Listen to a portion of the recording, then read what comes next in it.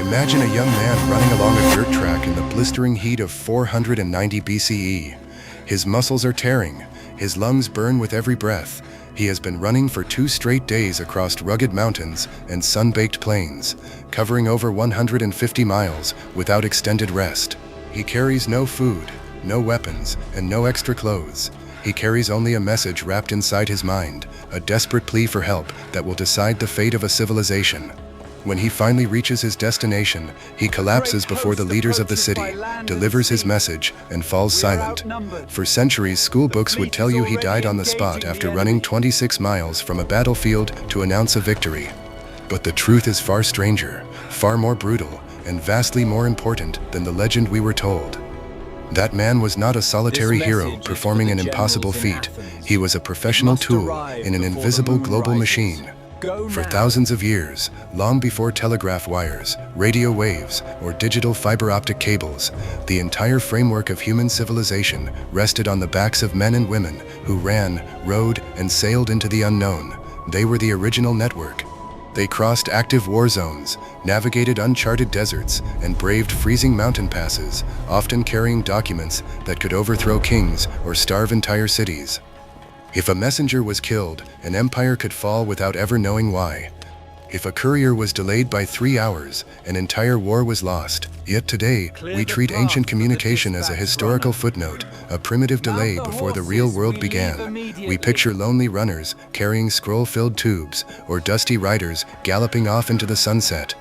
We rarely ask the fundamental question: how did ancient rulers actually control empires spanning millions of square miles when a message could move no faster than the speed of a galloping horse? The answer reveals a hidden world of biological supercomputing, extreme human endurance, lethal state secrets, and communication systems so sophisticated they mirror the architecture of our modern internet. The story of how humanity connected the world before technology doesn't start with wires. It starts with blood, sweat, and dirt. To understand the ancient messenger, you have to unlearn everything you know about modern speed. When we tap a button on a smartphone today, light travels through glass fibers at roughly 180,000 miles per second. Ancient information moved at roughly 5 miles per hour. If a rebellion broke out on the eastern frontier of the Roman Empire, it could take 6 weeks for the emperor in Rome to find out. By the time his military orders arrived back at the front line, 3 months had passed. The rebellion might already be over, the army destroyed, or the governor crowned as a usurper. This delay created a terrifying reality for ancient rulers. Power was an illusion held together by the perception of speed. If your subjects believed you knew everything instantly, they obeyed. If they realized you were blind for weeks at a time, they revolted. Because of this, the ancient messenger was not simply a postman. He was an extension of the sovereign's own voice and eyes. In many cultures, harming a royal courier was not viewed as assault or robbery. It was treated as an act of war against the crown itself. Couriers carried special tokens, bronze medallions, carved jade tablets, or silver seals that granted them absolute authority over everyone they encountered. In the Achaemenid Persian Empire, a royal messenger carrying a royal token could legally seize any horse from any citizen along his route. If a local farmer refused to surrender his mount, the courier was authorized to execute him on the spot. The messenger could draft civilians to act as guides, demand food from wealthy merchants, and override the orders of local governors. Yet despite this extraordinary power, the men who carried the world's secrets lived on the narrow edge between survival and execution. If a courier arrived too late, he was blamed for the catastrophe he reported. If he brought catastrophic news, he was frequently executed simply for being the bearer of bad tidings, a literal realization of killing the messenger. Why would anyone accept such a job? And how did ancient societies transform fragile, mortal human beings into a system that could relay complex strategic data across continents with near-perfect reliability? The real mystery of ancient communication isn't how fast humans could run. It's how ancient engineers managed to build a lightning-fast global web using nothing more than human muscle, leather boots, and dust. Before there were messengers, there was no need for them. For 99% of human history, people lived in small hunter-gatherer groups. Information traveled only as far as a voice could carry across a campfire. But around 5,000 years ago, in the sun-drenched floodplains of Mesopotamia and Egypt, something fundamental shifted. Humans invented writing. Writing changed everything. For the first time, thoughts could exist outside of the human brain. An idea could be preserved on a tablet of damp clay or a strip of dried papyrus. But writing created an immediate, unprecedented problem. Written information is completely stationary. A clay tablet cannot walk. The moment rulers realized they could write down laws, tax inventories, and military orders, they realized they needed a human vector to move those physical items from one point to another. The world's first formal messenger service was born out of economic greed and military paranoia. In Bronze Age Egypt, the pharaohs established the Wupaldi, official royal couriers who traveled up and down the Nile River. These early messengers did not run on foot across long distances. They used the river as a massive conveyor belt, rowing in sleek wooden boats against the current or sailing north with the wind. They carried papyrus scrolls bearing royal decrees to regional governors. However, river transport had severe limitations. Boats could not cross dry land, and water currents dictated speed. As empires expanded beyond major river basins into arid hills and open deserts, ruler after ruler hit a physical brick wall. It was during the reign of the Neo-Assyrian Empire, around the 8th century BCE, that state planners realized a single human being, no matter how physically gifted, has a hard biological limit. A fit man can run at high speed for only a few miles before his body accumulates lactic acid, his lungs fail, and his pace breaks down. If you rely on one man to carry a message 300 miles, it will take him a week, and he will arrive exhausted, vulnerable to attack, and mentally diminished. Then came an intellectual breakthrough that would reshape human history. Someone realized that to conquer distance, you do not need one superhuman runner. You need a chain of completely ordinary runners. Instead of moving the human, you move the message. By placing couriers at fixed intervals along a maintained road, each runner could sprint at maximum speed for just 3 to 5 miles before passing the message to a fresh, fully rested runner waiting at the next station.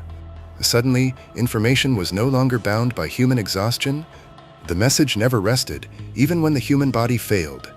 This was the birth of the relay system, the fundamental logic that powers computer networks to this very day. But building and maintaining this biological chain required an immense infrastructure that only the world's richest empires could afford.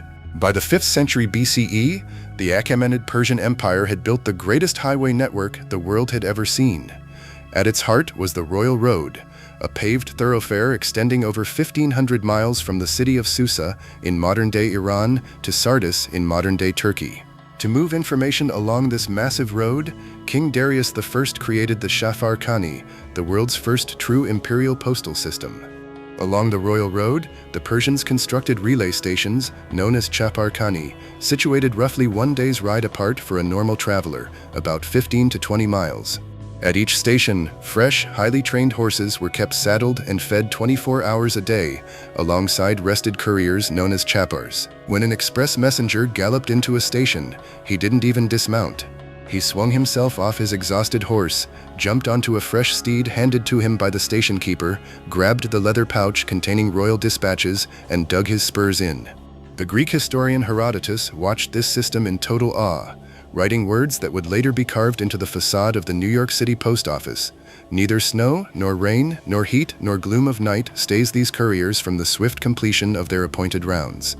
Using the Shafar Khani, a royal dispatch could travel the entire 1,500 miles in just 7 days. A merchant traveling the same route on foot would take 90 days.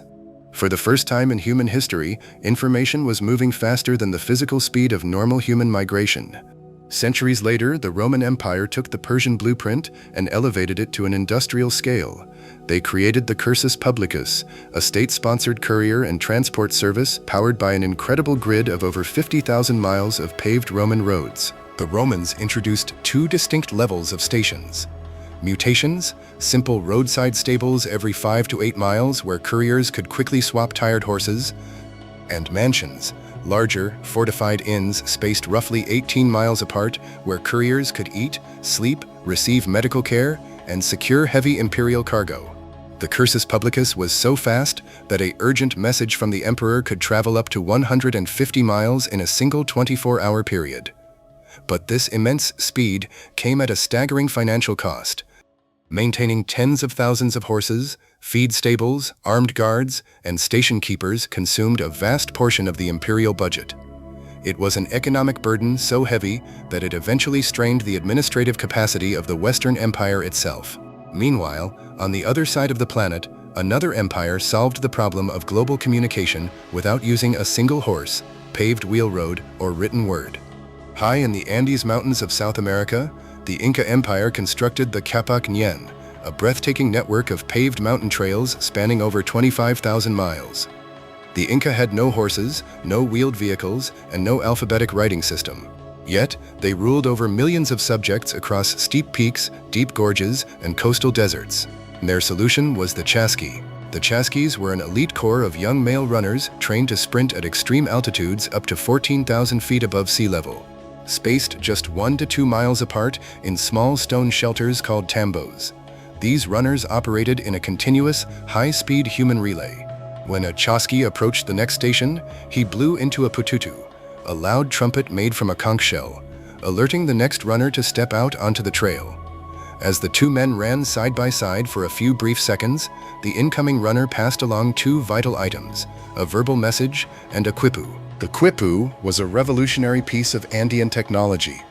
It consisted of a main cord from which hung dozens of smaller colored strings, intricately knotted at precise intervals. It was a portable, three-dimensional database. The arrangement, color, and structure of the knots conveyed complex quantitative and qualitative data, tax figures, military troop counts, grain storage levels, and administrative orders. Using this system of mountain runners and knotted strings, the Inca emperor in Cusco could receive fresh marine fish caught in the Pacific Ocean over 300 miles away in less than 2 days, and issue orders to distant provinces in hours. Yet, despite the genius of the Persians, Romans, and Incas, these physical runner networks contained a fatal vulnerability, one that would lead to catastrophic failures when unexpected historical crises struck.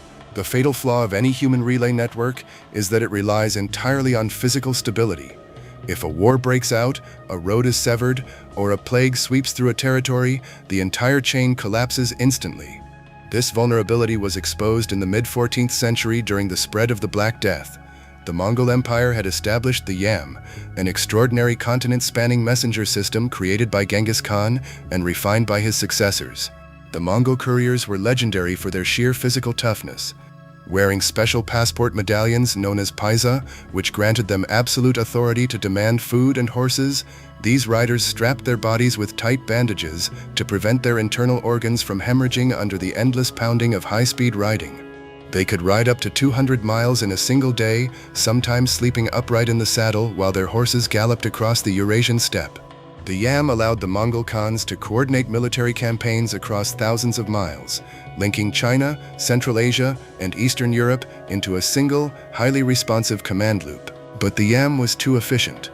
When plague-infected fleas infested the grain sacks, horse blankets, and saddlebags carried by imperial couriers, the very messenger network built to hold the empire together became the primary superhighway for the most lethal pandemic in human history. Couriers riding from station to station carried the pestilence into remote regions in days, destroying the populations that maintained the relay stations. As station keepers died and horses perished, the Yam broke down. Without fast communication, the vast Mongol realms fragmented into isolated, warring khanates. This catastrophe forced empires across the globe to search for alternative methods of sending information, methods that didn't rely on human legs or vulnerable roads. They looked to the sky. The use of carrier pigeons for communication had been known in minor capacities since antiquity, but it was perfected by the Islamic dynasties of the Middle East during the medieval era. Sultan Nur ad-Din and later Saladin constructed the Bamam, an elaborate network of pigeon lofts spanning Egypt, Syria, and Mesopotamia. Pigeons possessed a natural, uncanny ability to navigate back to their home roosts over hundreds of miles, flying at speeds exceeding 50 miles per hour. By attaching light slips of paper written on ultra-thin tissue to the bird's leg or tail feathers, messages could bypass mountain ranges, enemy armies, flooded rivers, and plague-ridden towns. A message that took a horseback courier 5 days to carry across the desert could be delivered by a pigeon in just 6 hours.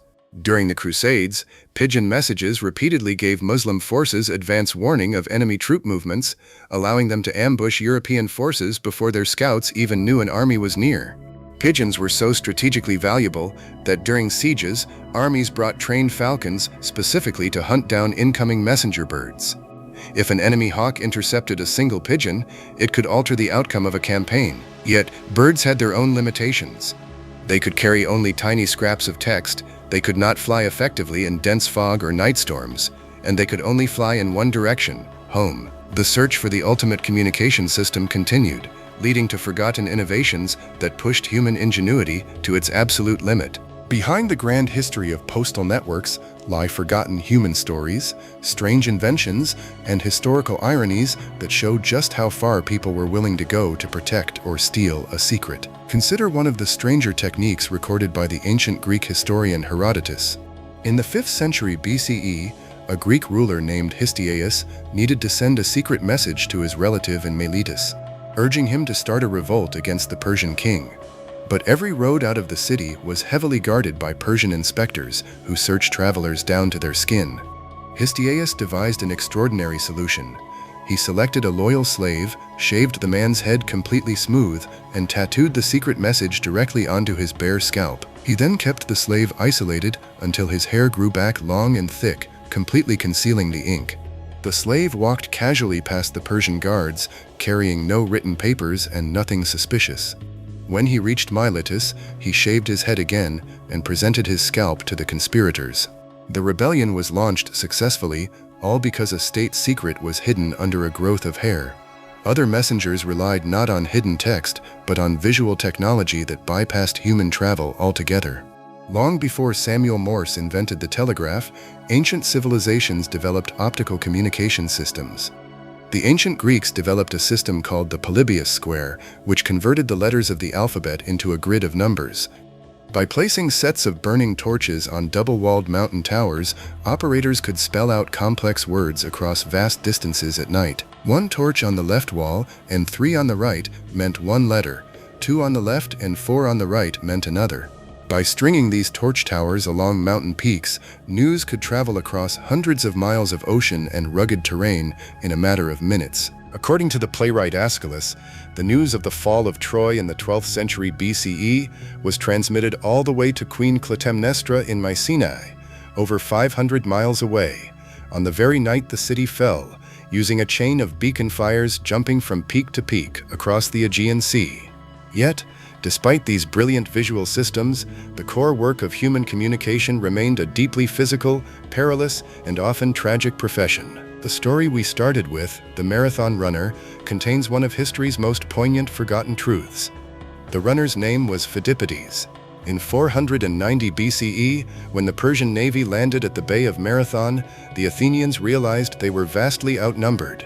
They sent Phidippides not to Athens, but to Sparta, a distance of 150 miles over mountain tracks, to beg for military reinforcement. Phidippides ran that entire distance on foot, arriving in Sparta the very next day. When the Spartans refused to march immediately due to a religious festival, Phidippides turned around and ran all the way back to Marathon to deliver the heartbreaking news. That is 300 miles of mountain running in less than 4 days.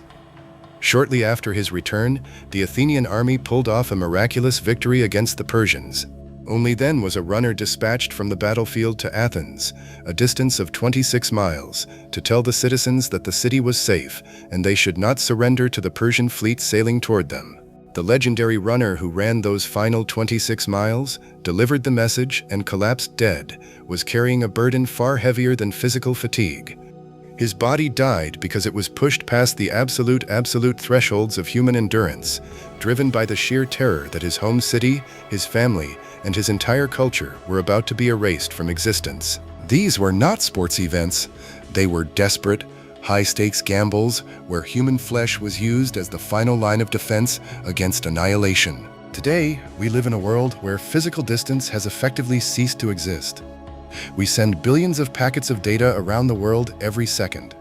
We complain when a web page takes 2 seconds longer than usual to load, or when a text message fails to deliver instantly. We view speed as an inherent right, forgetting how briefly in human history we have possessed it. Yet, if you look closely at the architecture of our modern digital world, you will discover that we haven't actually invented a new system. We simply translated the ancient messenger network into light and electricity.